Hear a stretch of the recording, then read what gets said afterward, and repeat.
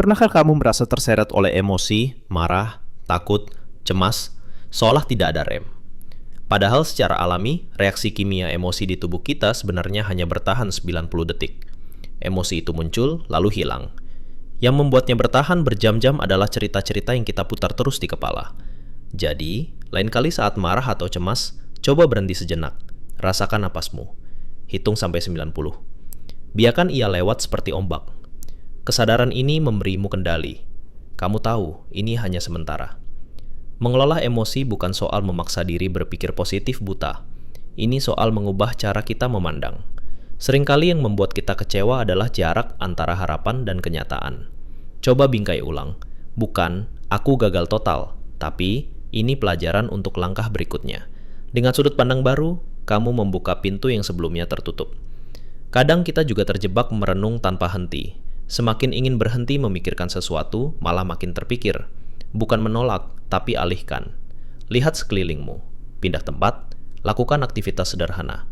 Alihkan aliran pikiran ke arah yang lebih membantu.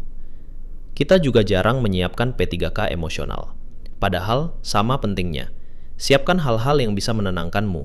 Gerakan fisik, aroma favorit, kalimat penenang, teman untuk diajak bicara. Persiapkan di masa tenang, agar siap saat badai datang. Dan ingat, kita sering merasa semua mata tertuju pada kita.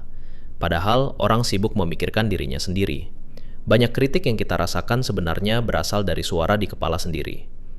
Satu trik lagi, berbicaralah pada diri sendiri seperti pada teman.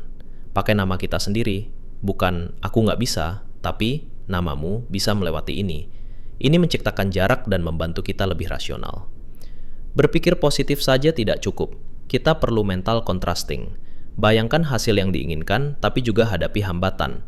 Buat rencana, jika aku lelah, maka aku olahraga ringan dulu. Ini membuat mimpi menjadi langkah nyata. Dan lebih dari sekedar kuat, kita bisa belajar menjadi anti-fragile. Tidak hanya bertahan, tapi tumbuh lewat tantangan. Mandilah air dingin. Coba puasa. Hadapi percakapan sulit. Dengan sengaja menantang diri, kita melatih ketahanan. Jangan lupa pelajaran dari Stockdale Paradox. Pelihara keyakinan akan berhasil, tapi hadapi fakta paling keras dengan jujur. Ini sulit, aku nggak tahu kapan berakhir.